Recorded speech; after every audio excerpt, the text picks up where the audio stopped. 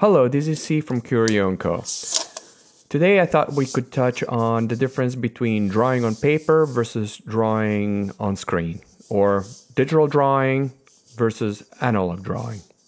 I should mention that I have done both for many years, for the past at least 20 years that I'm aware of.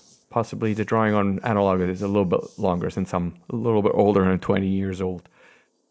A few notes before I get started on the subject of the day. As soon as Multitracks becomes available here in Austria, I'll be uploading the ASMR audio track in the British English version of the video. Second things I should mention is that the drawings that you are seeing me draw on this video is part of a series that I'm working on for our studio. These are usually 20 to 30 minutes sketches where I let my imaginations go and create some story moments for the characters that I am exploring. I hope that these videos will give you a little bit of a glimpse in my creative process and that they will be helpful to your creative process. Back to the battle between digital versus analog drawing.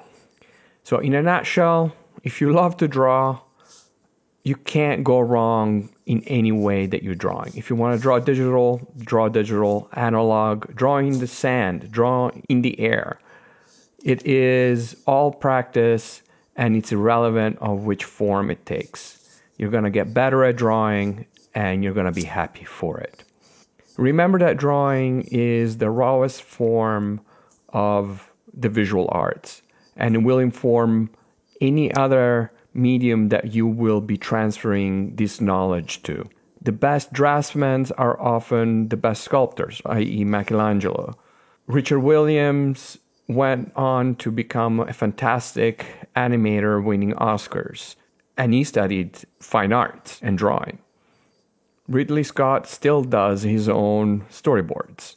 Learn the craft and transfer it over to whatever medium or whichever visual communication medium that you want to use it in.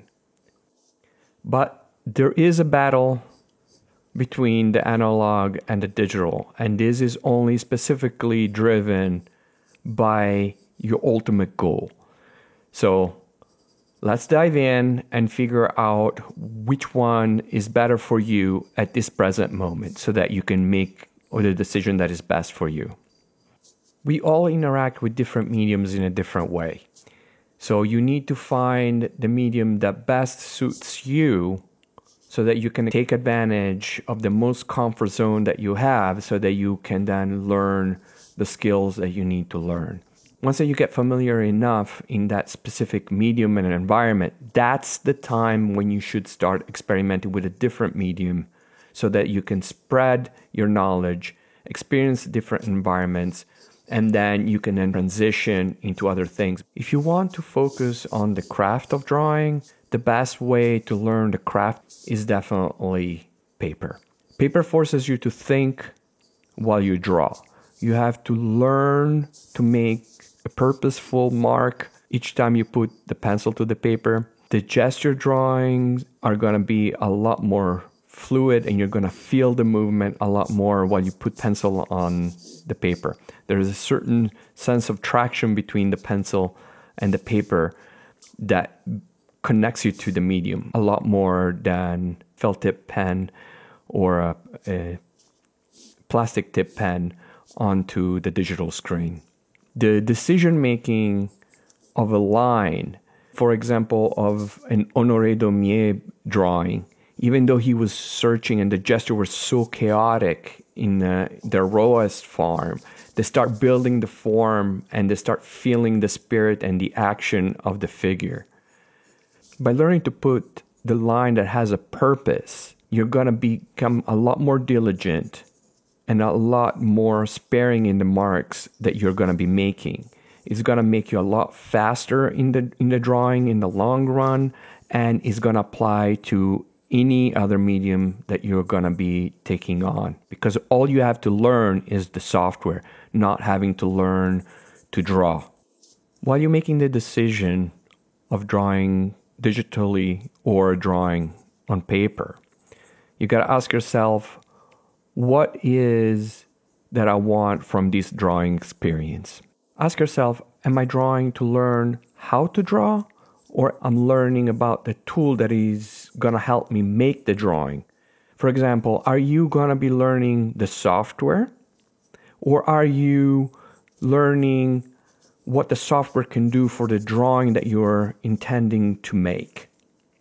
Both of them are viable applications of the time that you're investing into this drawing experience, but both will offer different end results. Back in 2000, all the studios were transitioning to a digital environment, and a lot of artists had to learn how to work digitally. Now that AI is coming in, a lot of artists have to kind of relearn and reformat and rebrand themselves more in an analog environment, where the digital craftsmanship is viewed in a completely different way. Regardless of which medium you end up choosing, working on paper is still the fastest way to learn the craft of drawing. This is also one of the reasons why artists always take a sketchbook with them. It's easy to access, it's light to carry, and at the end of the day, you can thumb through it rather fast and see the progress, go back, fix things, and move forward. One of the things that can help you make the decision between paper and screen is having an idea of what the end result needs to be, meaning in which environment does the end product need to reside. If you're working on a production and the final visual look of the project does not have an analog footprint as an end result, then work digitally, because that's going to speed up the process extensively. That means that the line weights have already been figured out. You do not have to spend any time scanning drawings, which is a very tedious process, especially if you're doing animation. It requires no additional color correction passes on individual drawings, because sometimes you might need to color correct. Maybe different artists use different mediums or different types of paper. Sometimes a drawing needs to be quickly edited and you forgot a stroke on the drawing.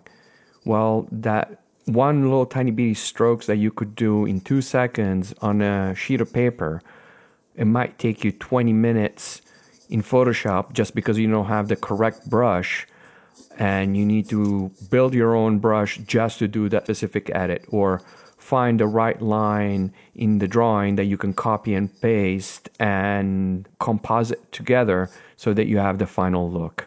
Here are some reasons why it's more convenient to work in a digital environment.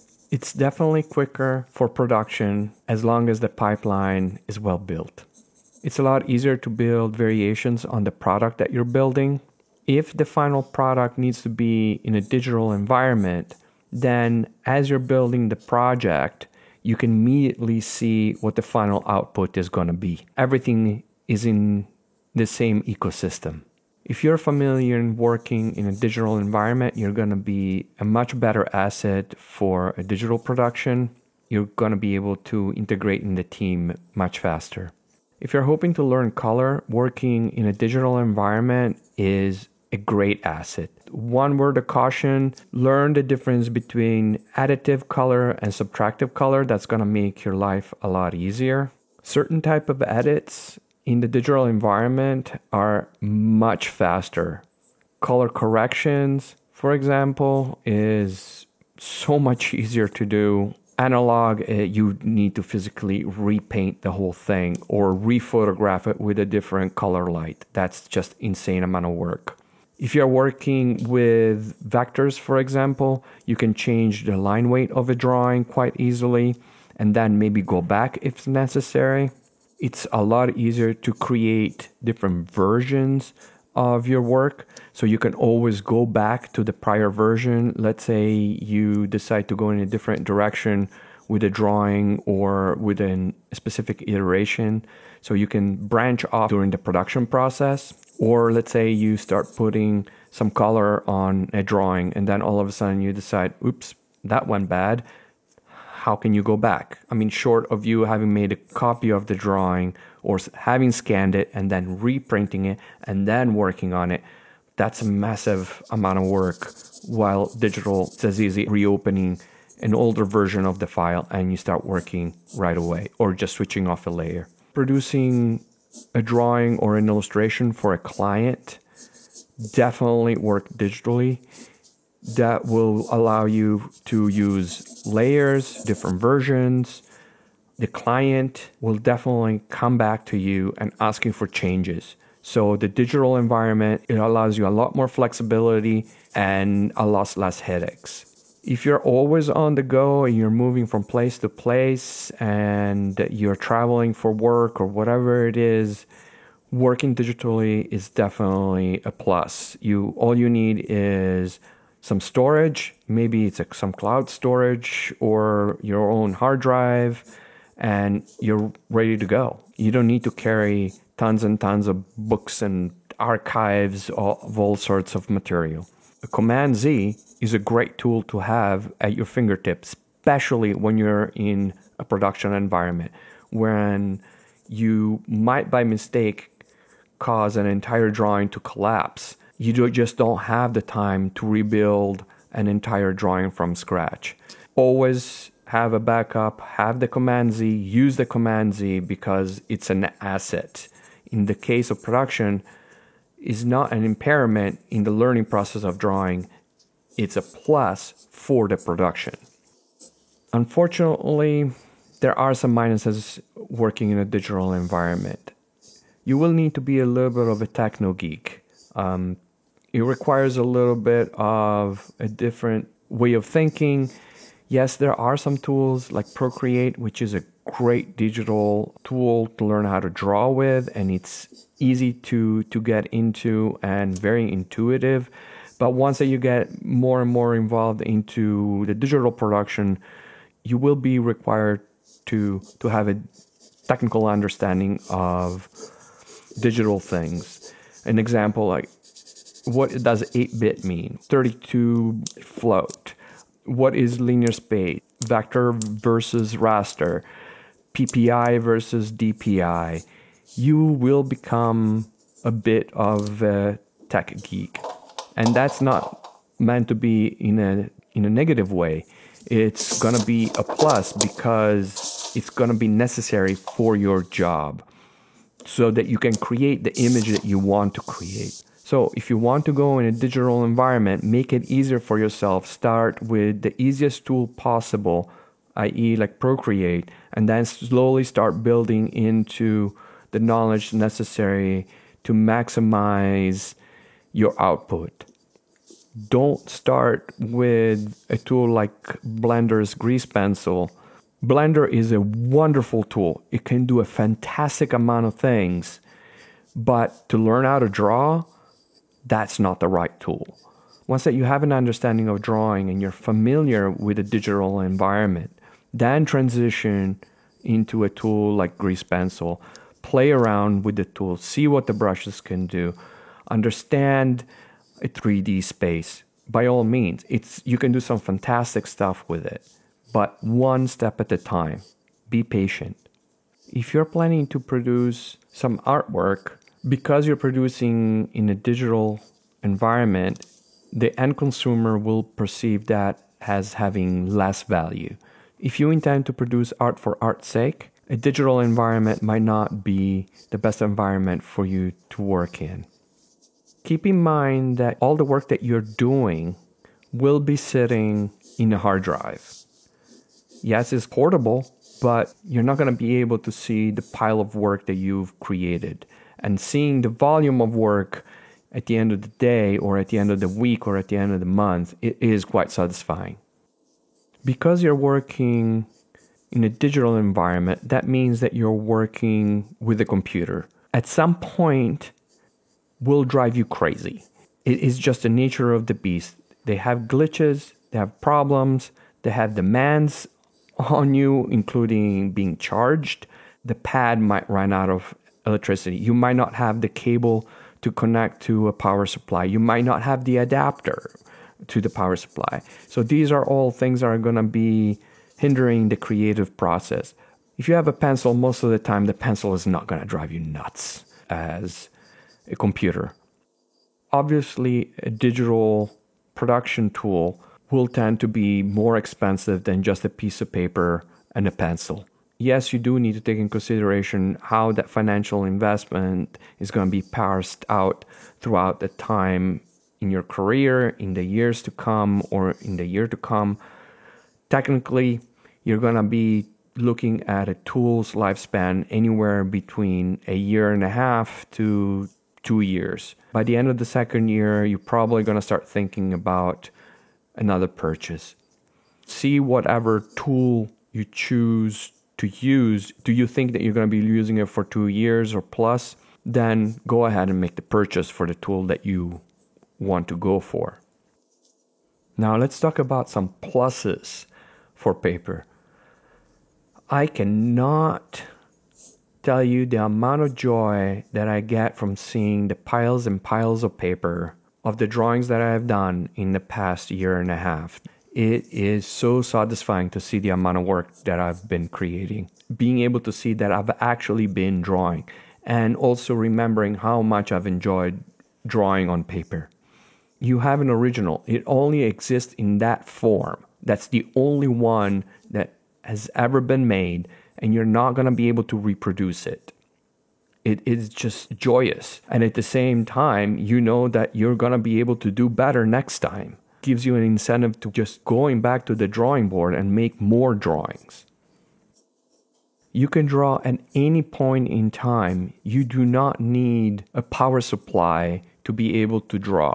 Just pick up the pencil and a piece of paper and you can draw. You can pick up a piece of bond paper and a pen that you pick up at a gas station and you can draw. You can take a stick and you can start making marks in the dirt.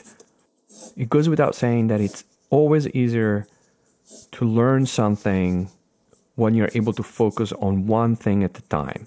So drawing on paper allows you to focus on the craft of the drawing. You're learning to use the pencil, but the pencil is not going to crash on you. So you can focus on the process that you are in the moment of creating. Ownership of that knowledge is going to be so easy to transition to a digital environment because now you can only focus on the software. So you're breaking down the learning tasks, you're becoming more proficient task by task, and you're going to be a higher valued asset to any production or in creating your own artwork. There are, of course, some minuses to working on paper. The mastering of the craft in itself, because you're using a medium that requires to stay more focused on the craft, will require a little bit more time. That is not a bad thing, but take in consideration that the Command Z is not going to be available to you. The path stabilizer is not going to be available. You're not going to be able to change the line weight back and forth between 3 millimeters and 1 millimeter. You're going to have to learn to make the decision before putting the mark on the paper. There's nothing wrong with moving on to another sheet of paper, but unfortunately that requires time. You need to invest in the time of learning the craft. Sadly, paper creates paper piles. There's an incredible amount of joy that comes with seeing the amount of work that you're creating growing. Piles upon piles of drawings. But at the same time, you're going to have to somehow figure out where you're going to put them and how you're going to be able to archive them so you can access this material. Just like there are costs associated with the digital environment, there is also cost associated with drawing on paper. Any art supply that you're going to be needing is going to have a cost associated with it. So you're just going to have to make an assessment to which type of commitment you feel is necessary for your artistic goal, and then commit to it. Most likely, you're also going to need a little bit of a larger space where to put all these tools that you might have. Maybe you start collecting markers. Tons and tons of markers are expensive and they also take up space. So how are you going to be able to access these markers? Where are your pencils? Tools that you start collecting will need a place to be and an easy access for you to use them when you need them. And sadly, one should also remember that if you do move your studio at any point in time, the paper weighs a ton. Don't underestimate it. Most likely you will not want to leave your drawings behind, but that means that you're going to have to carry them. And that's a lot of heavy lifting. But don't underestimate the pleasure of seeing those piles of drawings that are just sitting there, because those will bring you only joy. So let me recap of what I said up to now, and hopefully this will give you a clearer point of view on how to better decide which direction you might want to go. Go digital for any production as long as you have a good pipeline. Go analog if you want to learn to draw. Go analog if you want to make a unique piece of art. Go digital if you want to create a piece of art that is reproducible. If you want to work in the entertainment industry and be in production, you'll definitely need to be fluid with digital production tools. But make sure that you bring the craft of the drawing along with your understanding of the digital tools. Then you're going to be a good asset to the production as long as you can easily integrate into the team. But bottom line, if you love drawing, it's irrelevant which medium you choose. Just keep drawing and keep enjoying the drawing process. I hope these tips were useful to your creative journey. Let me know in the comments below, and we'll make more of these type of videos. In the meantime, stay curious, keep learning, and stay creative.